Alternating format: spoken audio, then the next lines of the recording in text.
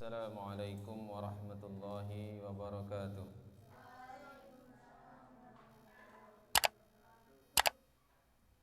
Alhamdulillahi rabbil alamin.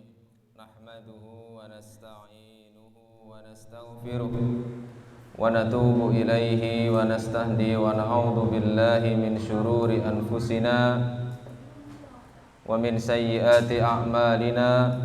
May yahdihillahu fala mudilla lahu wa may yudlil fala hadiya lahu. Asyhadu an la ilaha illallah wahdahu la syarika lahu wa asyhadu anna Muhammadan abduhu wa rasuluh. Allahumma salli ala nabiyyina Muhammadin wa ala alihi wa sahbihi wa man tabi'ahum bi ihsanin ila yaumiddin. Qala Allah Ta'ala fi kitabihil karim, a'udzu billahi minasy syaithanir rajim. Ya ayyuhalladzina amanu taqullaha haqqa tuqatih wa la tamutunna illa wa antum muslimun. Amma ba'd.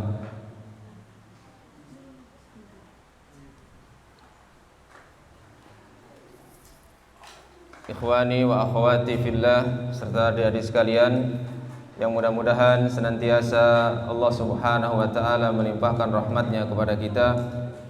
Alhamdulillah, pada kesempatan sore hari ini marilah kita tidak lupa untuk senantiasa bersyukur kepada Allah Subhanahu wa ta'ala atas limpahan rahmat, taufik, hidayah serta ma'unah dan juga nikmat-nikmatnya, sehingga pada kesempatan sore hari ini kembali Allah Subhanahu wa ta'ala mempertemukan kita di majelis yang penuh barokah ini, insyaallah di tempat yang sama-sama kita cintai ini, dalam rangka kita tafaqquh fiddin, memperdalam ilmu agama kita, yang merupakan syarat bahwa orang yang mau memperdalam ilmu agama, menjadi orang yang faham tentang agama, akan mendapatkan kebaikan dari Allah Subhanahu wa ta'ala, sebagaimana yang disabdakan oleh Nabi sallallahu alaihi wasallam, man yuridillahu bihi khairan yufaqihu fiddin.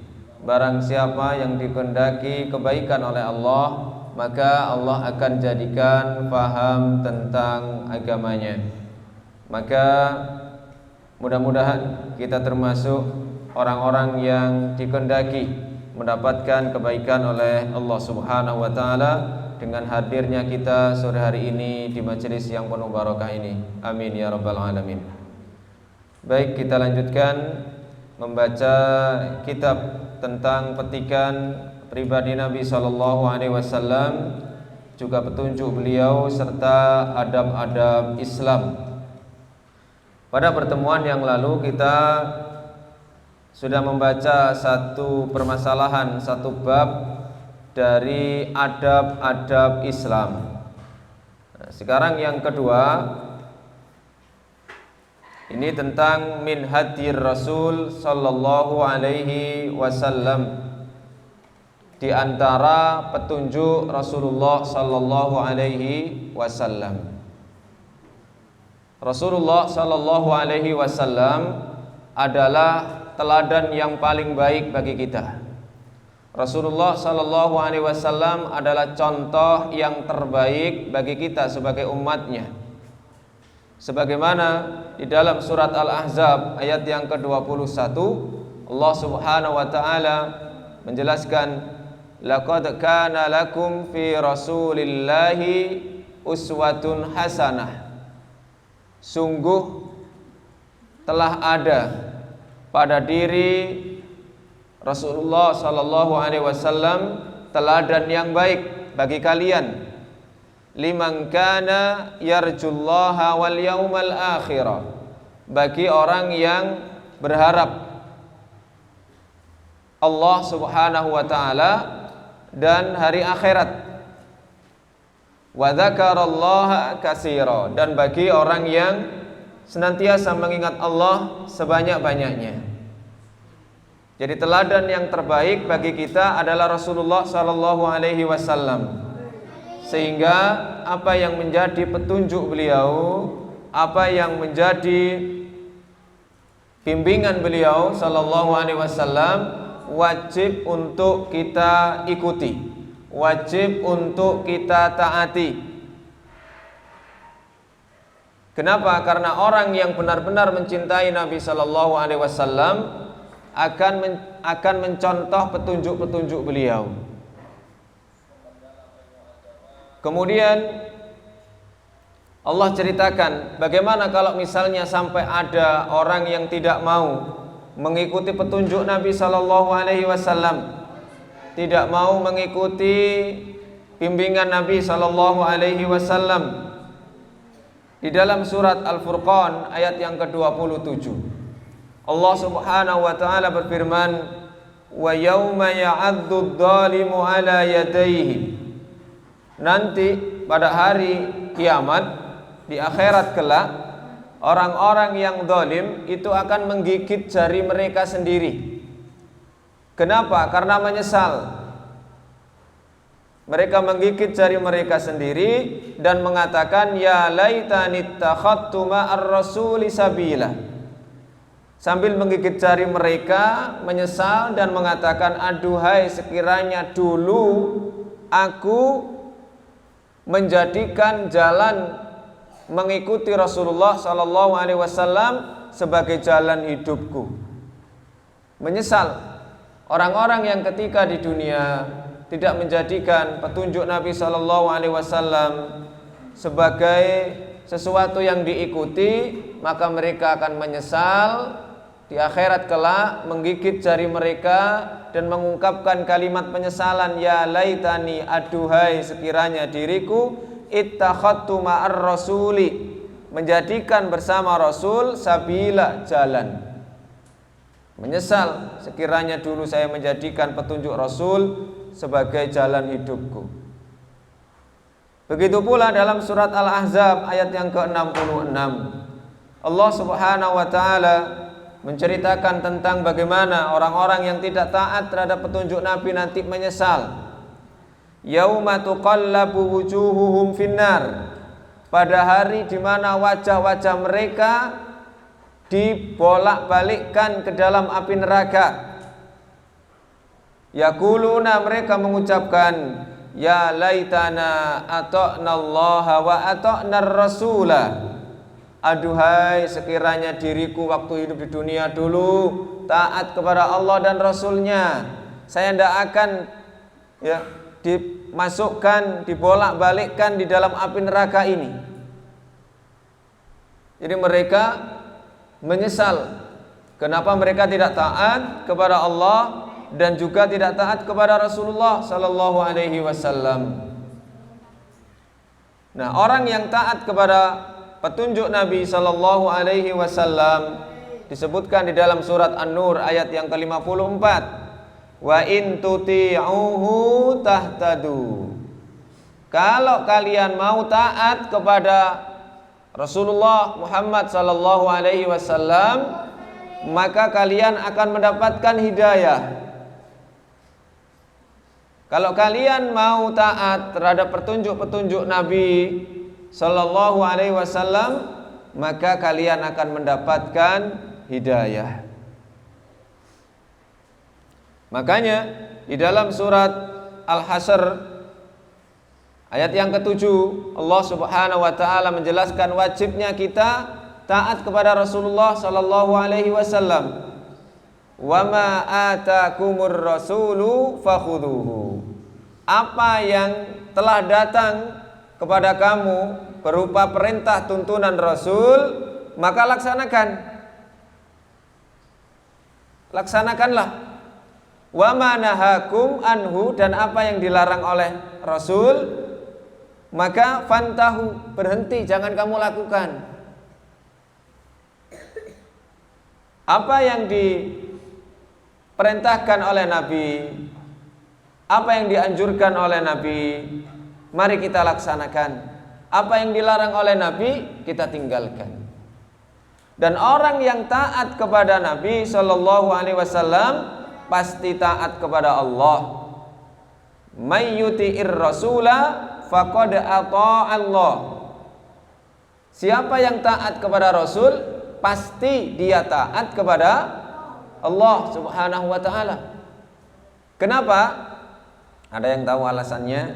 Kenapa orang yang taat kepada Rasul itu kok otomatis taat kepada Allah? Alasannya apa?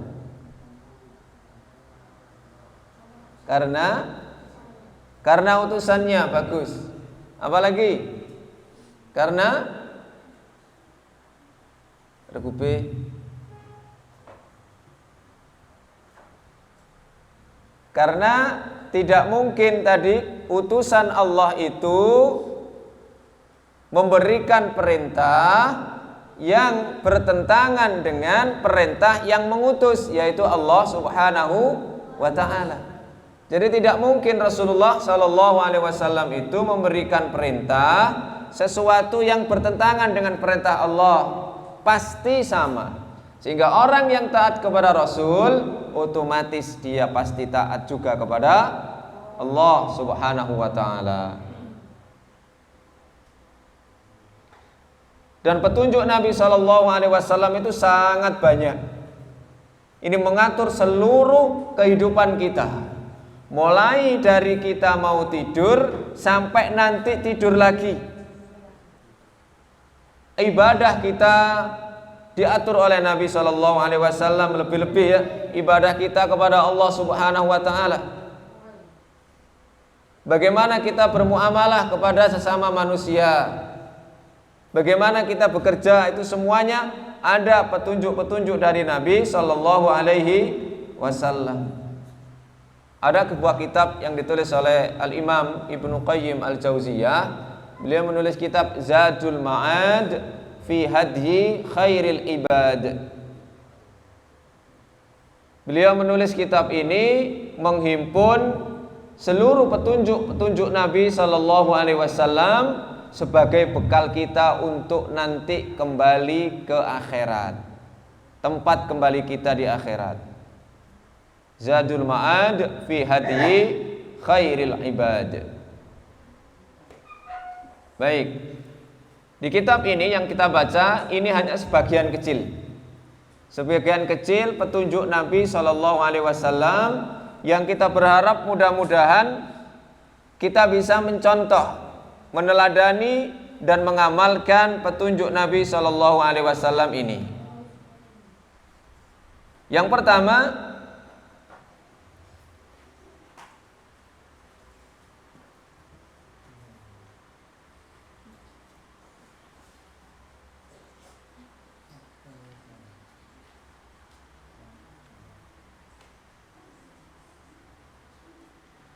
kana idza atahul amru yasurruhu qala alhamdulillahilladzi bi ni'matihi tatimmus shalihat.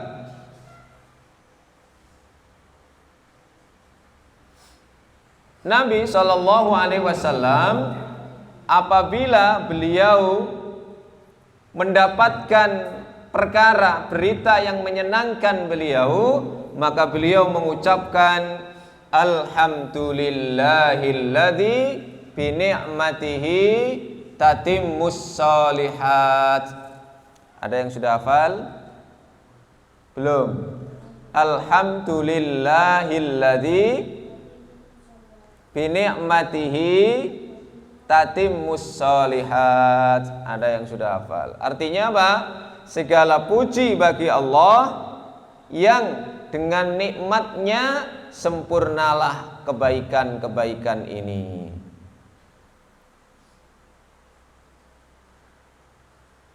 Jadi Nabi Shallallahu Alaihi Wasallam dalam hadis ini mengajarkan kepada kita bahwa ketika kita mendapatkan nikmat, mendapatkan perkara yang menyenangkan kita, hendaknya kita memuji Allah, bertahmid, alhamdulillah. Kita sudah banyak mendapatkan kenikmatan-kenikmatan, kebaikan-kebaikan dari Allah Subhanahu wa ta'ala, kemudian datang kebaikan lagi, maka kita wajib untuk memuji Allah dengan ucapan tahmid, alhamdulillah. Segala puji hanya milik Allah Subhanahu wa ta'ala. Kenapa? Karena yang memberikan kebaikan-kebaikan tersebut, nikmat-nikmat tersebut, tidak ada yang lain kecuali Allah Subhanahu wa taala, sehingga yang wajib dipuji hanyalah Allah Subhanahu wa taala. Kemudian binikmatihi, dengan nikmatnya kita mendapatkan nikmat dari Allah Subhanahu wa taala. Tatimmus sholihat, sempurnalah kebaikan-kebaikan. Jadi sebelumnya kita sudah mendapatkan banyak kebaikan dari Allah Subhanahu wa taala, kemudian diberi lagi kebaikan, maka kita pun memuji Allah. Alhamdulillahilladzi bi ni'matihi tatimmus sholihat. Ya, minimal bertahmidlah, nggih. Minimal ketika kita mendapatkan kabar gembira mengucapkan alhamdulillah. Ini syukur kita dengan lisan. Syukur kita dengan lisan. Ada syukur kita dengan hati. Ada yang ingat apa yang dimaksud bersyukur dengan hati?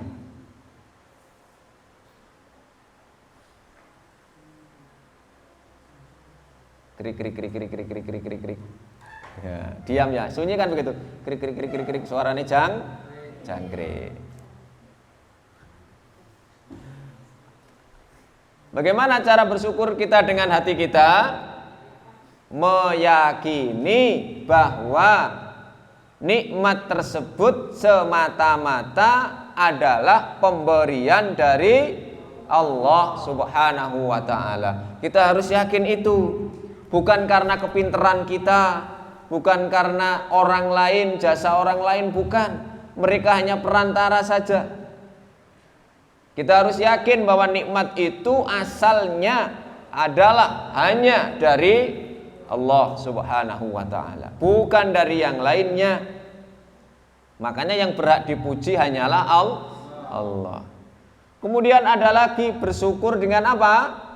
Dengan hati, dengan lisan. Ya, saya gandengannya dengan perbuatan. Artinya apa? Bersyukur dengan perbuatan itu menggunakan nikmat-nikmat tersebut untuk ibadah, mendekatkan diri kepada Allah Subhanahu wa taala.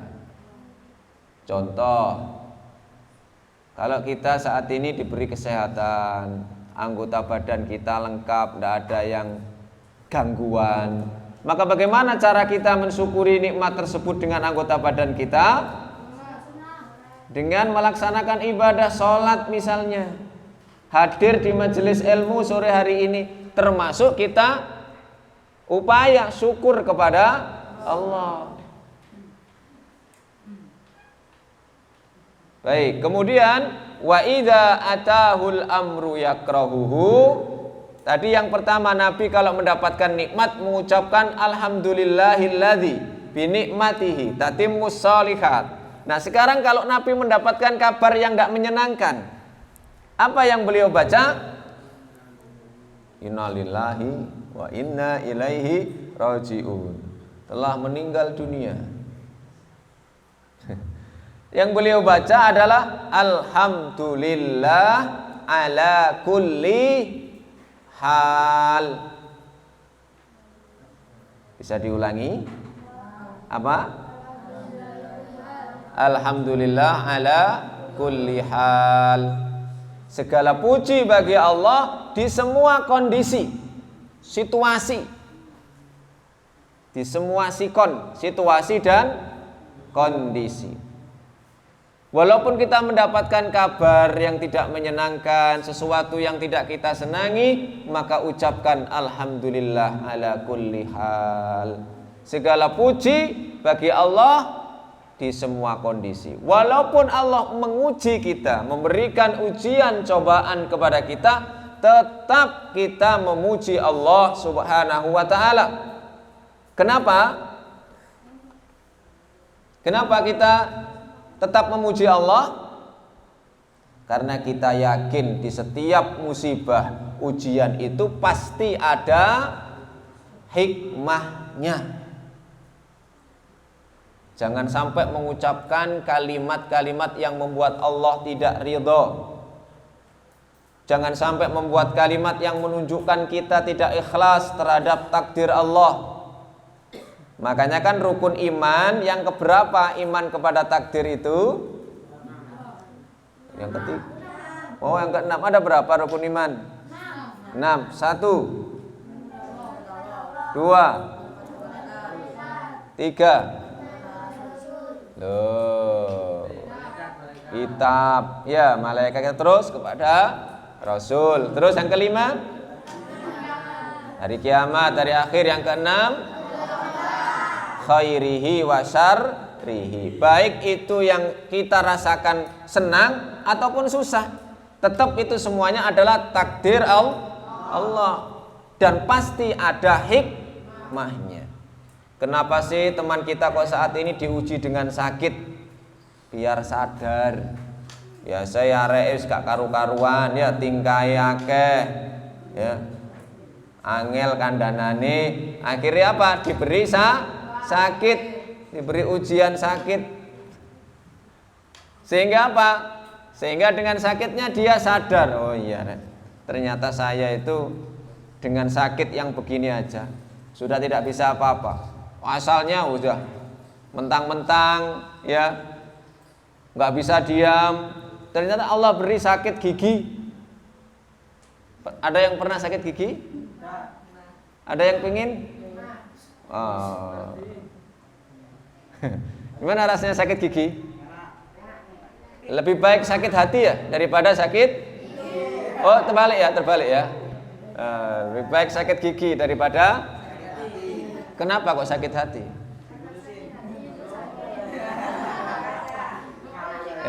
Diputusin katanya. Loh, kalau putusin manusia nggak usah sakit hati. Yang kita sakit itu adalah ketika diputuskan oleh Allah Subhanahu wa taala.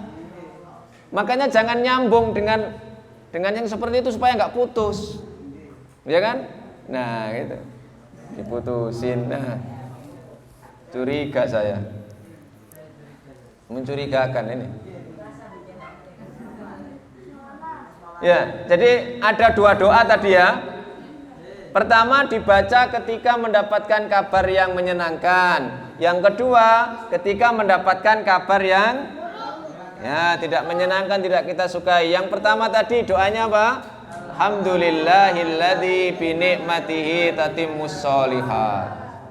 Ketika kita misalnya kalau masa-masa belajar begini ya, kita sudah usaha berdoa untuk belajar, mendapatkan peringkat 1, dapat hadiah. Berupa apa? Dapat hadiah berupa mobil-mobilan. Nah, gitu. Maka menjawab alhamdulillahilladzi bi ni'matihi tatimmus sholihat. Begitu. Nah, ternyata tiba-tiba kita mendapatkan kabar yang kita tidak senangi. Maka kita membaca alhamdulillahi ala kulli hal. Jadi apapun kondisi kita harus senantiasa memuji kepada Allah Subhanahu wa taala. Kenapa? Di setiap ujian, cobaan yang kita alami pasti ya ada hikmahnya. Jangan khawatir, yang penting kita husnudzon kepada Allah. Apa husnudzon itu? Berprasangka baik. Oh, kenapa sih saya kok mengalami ini? Oh, Allah ini ingin menaikkan derajat saya. Ini pasti ada hikmahnya. Harus begitu. Ya. Enggak boleh apanya suudzon? Berprasangka buruk. Enggak boleh berprasangka buruk kepada Allah. Baik, sekarang yang kedua, petunjuk Nabi sallallahu alaihi wasallam. Kana idza istaka nafasa ala nafsihi bil muawwidat wa masaha anhu biyadihi. Ini petunjuk Nabi ketika kita merasakan sakit, salah satu tubuh kita misalnya sakit, maka Nabi sallallahu alaihi wasallam itu kalau merasa seperti itu, beliau akan meniup kedua telapak tangannya dan membacakan al-muawwidat. Al-muawwidat itu surat untuk memohon perlindungan. Surat apa kira-kira? Kul, Al-Falaq dan An-Nas. Al-mu'awwidzat. Ada kata-kata a'udzunya. Qul a'udzu birabbil falaq. Kemudian ditambah qul a'udzu birabbin nas. Beliau baca itu, kemudian beliau tiupkan dan beliau usapkan ke tubuh yang sakit. Kalau seluruh tubuhnya sakit, ya diusapkan ke seluruh tubuh. Pernah sakit kan? Nah, ini dipraktekkan. Ya, dibacakan Al-Falaq, kemudian An-Nas. Dalam hadis yang lain sebanyak 3 kali. Dibacakan itu, kemudian ditiupkan kedua telapak tangannya dan diusapkan ke tubuh yang sakit itu. Atau yang kemarin kita baca beberapa pertemuan itu sambil dipegang membaca bismillah 3 kali. Bismillah, bismillah, bismillah. Kemudian a'udzu billahi wa qudratihi min syarri ma ajidu wa uhadiru. Dibaca 7 kali. Ini cara meruqyah secara mandiri, meruqyah diri sendiri dari penyakit itu, dari yang diderita sakitnya. Kemudian yang ketiga, kana idza ja'ahu amrun yasurruhu atau yusarru bihi kharra sajidan syukran lillahi ta'ala. Ini salah satu yang dilakukan oleh Nabi Sallallahu Alaihi Wasallam ketika datang kepada beliau sesuatu yang menyenangkan, maka beliau bersujud sebagai tanda syukur kepada Allah. Inilah yang disebut dengan sujud syukur. Inilah yang dimaksud dengan sujud syukur, yaitu sujud yang dilakukan ketika mendapatkan nikmat yang baru banyak. Mendapatkan nikmat yang baru. Oh, barek ngarep dhewe. Tak kongkon genteni aku. Ya. Mendapatkan nikmat yang baru. Ono maneh sing banyak. Ya. Jadi Nabi ketika mendapatkan kabar, pernah suatu ketika Nabi itu mendapatkan kabar dari Ali bin Abi Thalib ketika dakwah di suatu daerah, ternyata itu masuk Islam semua. Kemudian dikabarkan kepada Nabi, maka Nabi bersyukur kepada Allah dan sujud. Gimana caranya sujud syukur itu? Lari meloncat. Sujud syukur kok lari meloncat? Mana? Ya, sujud ya diupayakan bisa menghadap ke kiblat dan sekali. Apa yang dibaca tidak ada bacaan yang khusus. Seandainya membaca Subhana Rabbiyal A'la juga boleh. Jadi ada 3 macam jenis sujud yang kita kenal. Pertama sujud syukur, yang kedua sujud sahwi, yang ketiga sujud tilawah. Sujud syukur itu dilakukan ketika mendapatkan kabar atau nikmat yang baru. Yang kedua namanya sujud sahwi, dilakukan karena apa? Karena lupa di dalam sholat, baik nambah rokaat, nambah yang rukun, mengurangi yang rukun, atau ragu, maka dianjurkan sujud, namanya sujud sahwi. Sujud sahwi itu berapa kali? 2 kali. Sujud syukur 1 kali, sujud sahwi 2 kali. Ada yang namanya lagi sujud tilawah. Kenapa ini dilakukan? Karena membaca ayat sajdah. Ada berapa ayat sajdah di dalam Al-Quran? Banyak aku piro.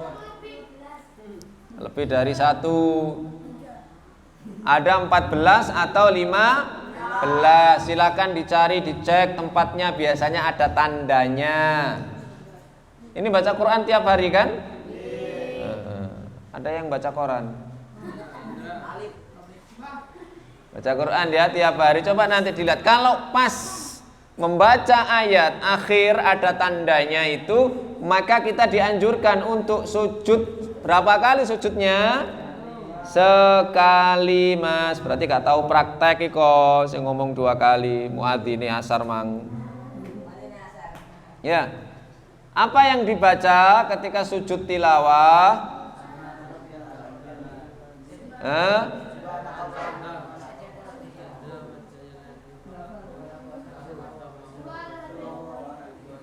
Bihaulihi wa quwwatihi. Atau misalnya kalau baca subhana rabbiyal a'la saja juga boleh. Itu yang panjang itu riwayat Aisyah. Nah ini kalau kita praktekkan kita akan hafal. Kalau tidak kita praktekkan ya tidak akan hafal. Terutama tadi sujud tilawahnya. Nah, sujud sawi jangan disengaja. Aku tak sengaja rek lali, aku tak sujud sawi cek tahu praktek, enggak boleh. Ya. Makanya imam kalau lupa tadi ya, misalnya wong 4 rakaat kok 3 rakaat sudah salam. Misalnya begitu. Atau 3 rakaat kok 4 rakaat. Maka itu sujud sawi. Pernah? Pernah di sini? Pernah nggih? Pernah. Itu ada pembahasannya ya secara fikih. Jadi sujud syukur itu termasuk disyariatkan. Tapi dengan nikmat yang baru. Kalau nikmat-nikmat yang lama ndak usah. Contoh misalnya nikmat yang lama itu ya kita sholat misalnya. Maka tidak ada tuntunannya setiap kali sholat sujud syukur. Kenapa Pak kok sujud? Kenapa Dek kok sujud? Saya bersyukur karena bisa sholat. Ya bukan, ini terus berulang. Ya. Kalau begitu kan tiap makan harusnya sujud syukur. Bisa begitu tiap makan sujud syukur? Tiap minum sujud syukur misalnya, enggak bisa. Makanya adalah nikmatun mutajaddidatun, nikmat yang baru. Banyak lagi. Ini harus disetting ini. Iya, harus diinstal ulang. Kebanyakan aplikasi sampean ini. Iya. RAM-nya cuma 1 kok kebanyakan aplikasi akhirnya nyeliut. Baik. Kemudian yang berikutnya, yang keberapa? Yang keempat. Kana idza khafa qauman. Beliau jika merasa khawatir terhadap suatu kaum, beliau berdoa, Allahumma inna naj'aluka fi nuhurihim wa na'udzubika min syururihim. Allahumma inna naj'aluka fi nuhurihim wa na'udzubika min syururihim. Siaran ulang ya. Allahumma inna naj'aluka fi nuhurihim wa a'udzubika min syururihim. Artinya, ya Allah, sesungguhnya kami menjadikan Engkau di leher-leher mereka. Artinya, agar kekuatan mereka tidak berdaya berhadapan dengan kami. Wa na'udzubika, dan kami mau perlindungan kepadamu min syururihim, dari kejelekan mereka. Jadi Nabi itu kalau khawatir terhadap suatu kaum, kita misalnya khawatir terhadap suatu kaum, orang, gerombolan, ya, rombongan, maka kita baca doa ini. Allahumma inna naj'aluka fi nuhurihim wa a'udzubika min syururihim. Begitu. Ya. Kita jadikan Allah sebagai pelindung kita. Allah kita jadikan sebagai penolong kita. Pernah enggak lewat mentakut kepada beberapa orang atau suatu rombongan, pernah ya? Khawatir mendapatkan mudarat dari mereka, maka baca doa ini, minta kepada Allah agar Allah memberikan kekuatan kepada kita agar mereka tidak berdaya dan agar Allah melindungi kita dari keburukan mereka. Kemudian ada lagi petunjuk beliau yang kelima. Kana idza ra'ahu syai'un. Nabi SAW apabila khawatir terhadap sesuatu, ini juga doa yang lain. Beliau mengucapkan Allahu Rabbi la syarikalah. Endek ya? Allahu Rabbi la syarikalah. Ketika kita khawatir, cemas terhadap sesuatu, kita baca doa ini, Allahu Rabbi, Allah Rabbku. Rabb itu artinya apa? Yang menciptakan, yang mengatur, yang memelihara, ya, yang melindungi kita. Itu Allah Subhanahu wa taala disebut dengan Rabb. Itulah Rabb kita. Allahu Rabbi la syarikalah. Kemudian yang keenam, kana idza karabahu amrun. Nabi itu apabila, karaba itu artinya sedih, ya, oleh sesuatu, maka beliau membaca doa, Ya Hayyu Ya Qayyum. Pinter.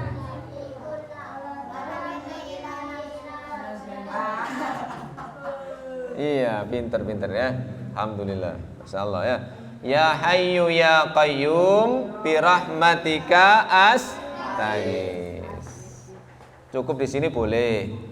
Apa artinya? Loh.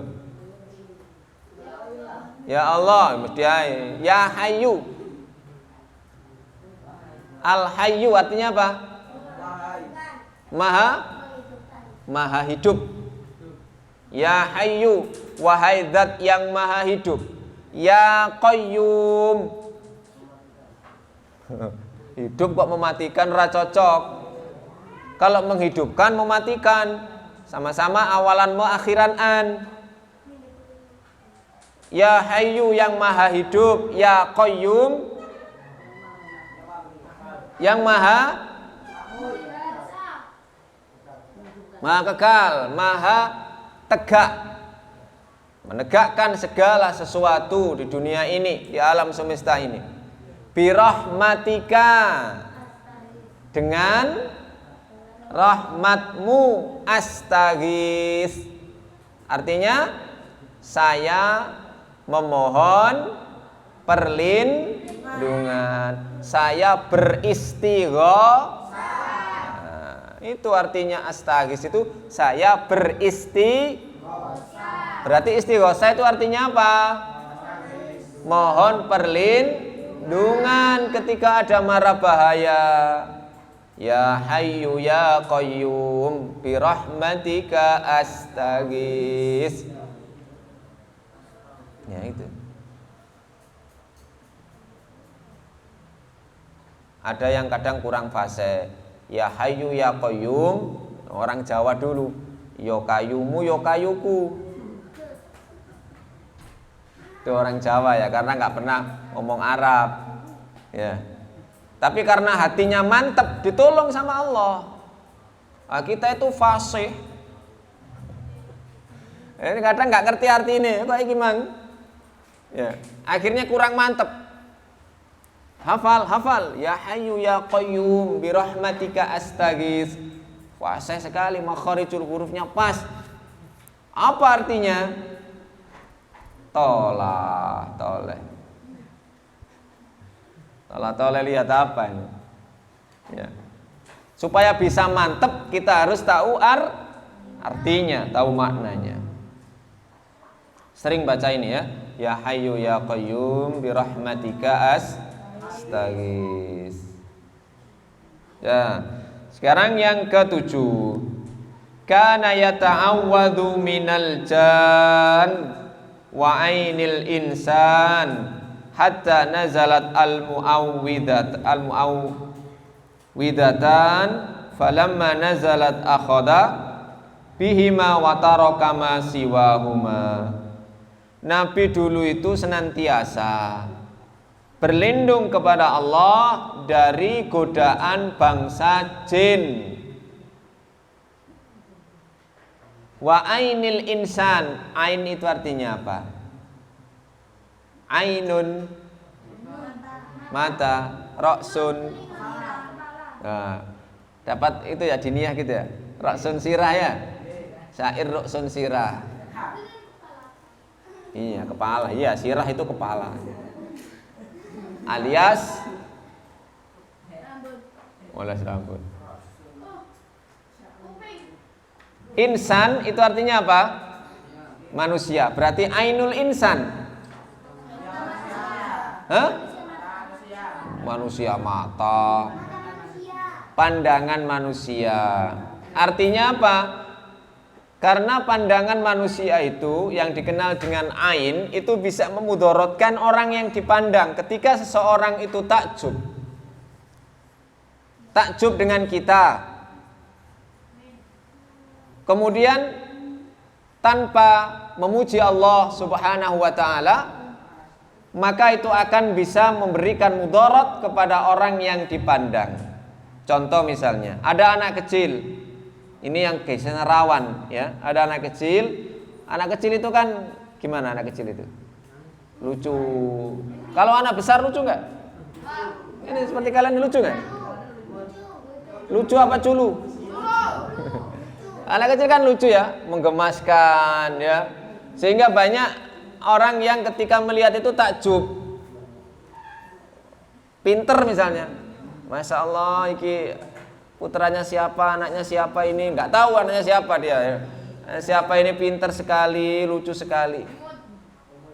Kalau seperti ini saja, maka bisa menyebabkan anak yang dipuji itu akan sakit. Iya. Makanya harus disertai dengan doa. Misalnya subhanallah, misalnya tabarakallah, barakallah, mudah-mudahan Allah memberikan keberkahan, maha suci Allah. Makanya kalau ceritanya orang tua kita dulu itu ya, banyak anak kecil yang sawanen. Apa sawanen? Sawanen itu tiba-tiba badannya hangat, panas. Ya, sumer. Samo. Apa sumer itu? Bahasa Inggris. Artinya apa sumer itu? Musim panas ya, ya? Orang Jawa tua-tua kita dulu sudah pinter bahasa Inggris. Jadi seperti itu. Makanya kalau kita melihat sesuatu yang menakjubkan kita memuji kepada Allah Subhanahu wa ta'ala. Supaya apa? Supaya tidak bermudarat terhadap apa yang kita lihat. Nah, Nabi dulunya juga begitu, memohon perlindungan. Tetapi ketika turun Kul Al-Falaq dan An-Nas, maka beliau pun senantiasa membaca doa itu. Makanya jangan lupa setiap kali sholat, zikir setelah sholat itu kan ada ya kan? Membaca apa? Ayat kursi. Yang kedua membaca apa? Membaca surat Al-Ikhlas.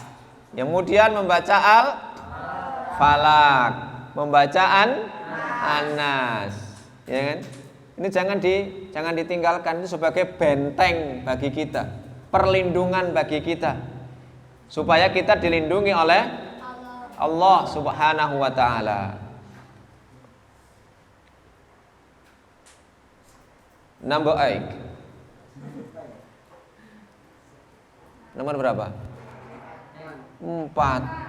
Keempat. Oh, paketor nek bahasa Inggris gak tau melo. Kana yata'awwadhu min juhdil bala. Nabi itu senantiasa berlindung dari bala, wadarkis syiqqa, dan kesengsaraan, wasu'il qada, dan ketetapan yang tidak baik, wasyamatatil a'da, dan serangan para musuh.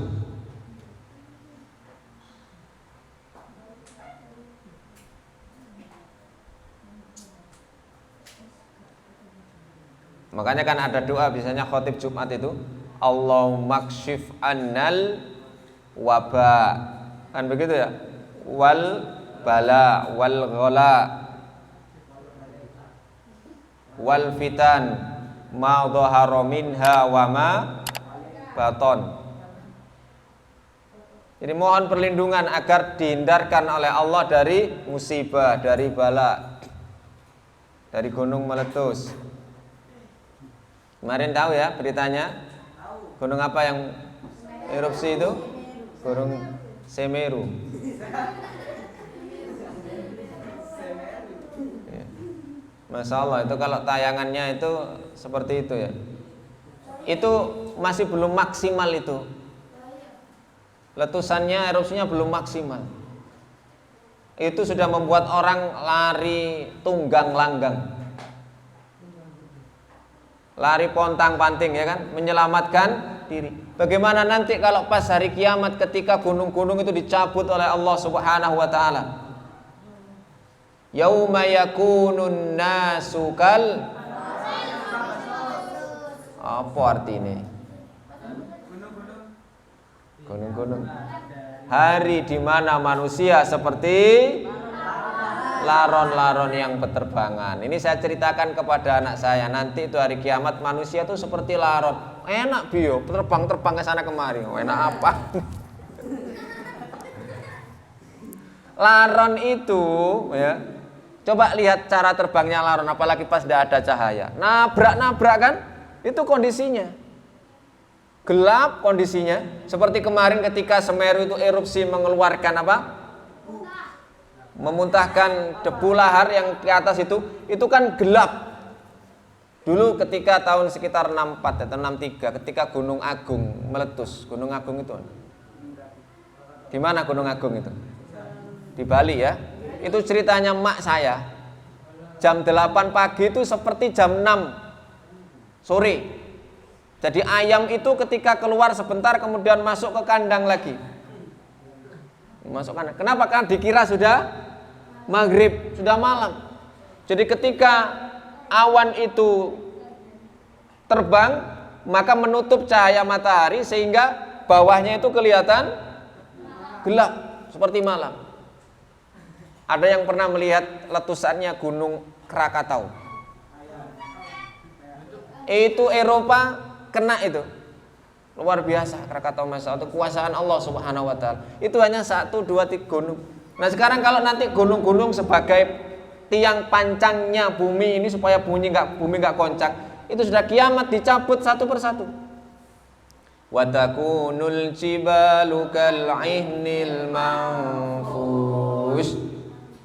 Artinya dan gunung-gunung seperti bulu yang berhamburan, dihamburkan, seperti bulu yang enteng itu, seperti kapas. Kalainil manfush. Tidak ada beratnya, ya. Jadi berterbangan gunung-gunung itu, sehingga apa? Bumi benar-benar goncang seguncang idza zulzilatil. Apa artinya?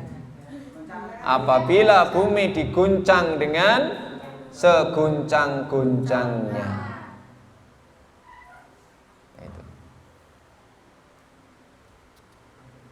Makanya kalau orang mengalami peristiwa itu seperti kiamat, seperti cik koyok, ya, itu masih seperberapanya itu. Kemudian yang nomor 9, number 9, ar-raqmu at-tasi', nomor yang ke-9. Iya, bahasa Arabnya 9 apa? 9 kok asyarah. Tis'atun, kalau urutan at-tasi'. Itu yang ke, ada yang ke, ya, ada yang ke-nya. Ya. Hafalkan ini 1 sampai 10 bahasa Arab. Hafal ya. Di sini ada pelajaran bahasa Arab. Alhamdulillah. Nanti pulang sudah ngomong bahasa Arab dengan orang tuanya, dengan tetangganya ya. Kalau marah-marah pakai bahasa Arab ya. Supaya dikira berdoa. Supaya dikira gak marah. Kana yakhtubu bi qaf yaumal jumu'ati ay yaqra'u surata qaf. Ini salah satu yang dilakukan Nabi ya ketika khutbah Jumat. Nabi itu pernah membaca surat Qaf. Ada 55 ayat. Dibaca itu di khutbah yang pertama. Kemudian di khutbah yang kedua setelah duduk itu beliau jelaskan sebagian isinya. Qaf wal Qur'anil Majid dan seterusnya itu sampai 55 ayat itu pernah Nabi membaca itu di beberapa kesempatan 2 atau 3 kali ketika khutbah Jumat. Ya, cuma ini jarang dipraktekkan oleh khatib. Baca surat Qaf sawe diwaca ayate tok ya wonge gak ero. Ngantuk kabeh. Yang ke-10 kana idza ghaza apabila beliau berperang. Wah, ini perang ya. Beliau membaca Allahumma anta adudi. Ya Allah, engkaulah pendukungku. Wa anta nasiri, dan engkaulah penolongku. Bika ahulu, denganmu aku berubah dari satu keadaan. Wa bika asulu, dan denganmu aku bergerak. Wa bika uqatilu, dan denganmu aku berperang. Denganmu aku berperang. Ini Nabi SAW ini beliau senantiasa memohon kepada Allah Subhanahu wa taala. Dan ada juga doa yang dibaca setiap selesai subuh oleh Nabi. Allahumma bika uhawilu wa bika usawilu wa bika uqatilu. Ini setiap subuh dibaca. Ya, sekali.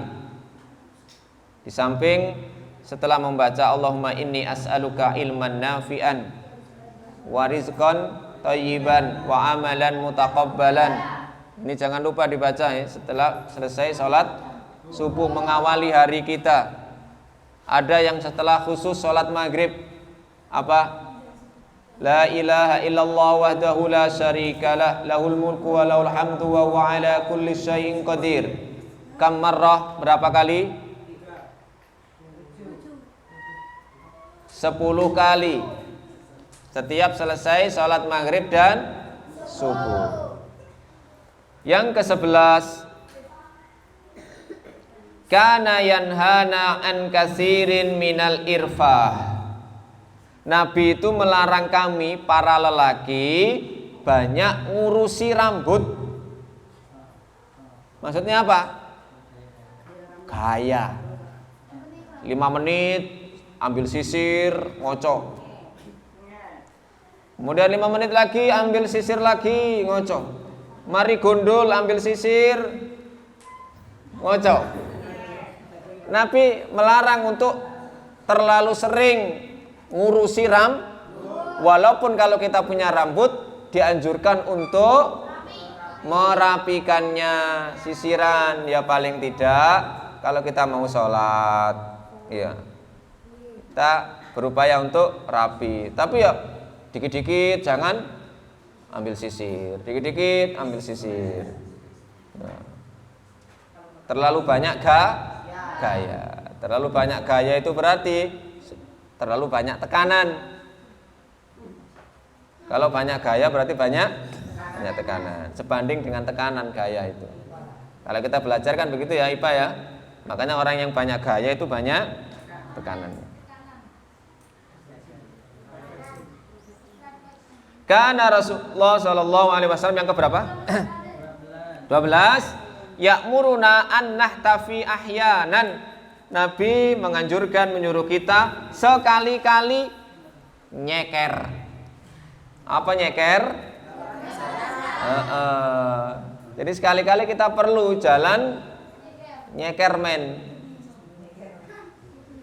nyeker, enggak pakai sandal. Ya, kali-kali perlu ya. Ini juga dalam rangka untuk menjaga kesehatan, terutama bagi yang sudah sepuh-sepuh. Itu kan biasanya begitu ya, jalan enggak pakai sandal, ya di kerikil-kerikil. Ya. Tapi kalau itu memudaratkan tempatnya, jalannya ya pakai sandal. Jadi perlu dipraktekkan kadang-kadang nyeker. Kalau ke sini nyeker enggak kalau ke masjid sini? Ya. Kalau misalnya kita tidak mendapati sandal milik kita, ya sudah kita nyeker saja. Jangan ngambil sandal milik temannya. Itu namanya ghosab. Nanti akhirnya yang punya nyari. Butuh, mana sandal saya? Menang. Ternyata ada di depan masjid. Ini pasti ulah salah satu oknum ini.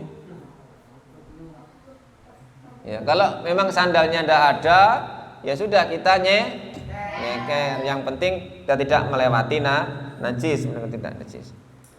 Kemudian yang ke-13. 12 ya? Oh, 13. Kana aksaru da'watin yad'u biha yaqulu Allahumma atina fid dunya hasanah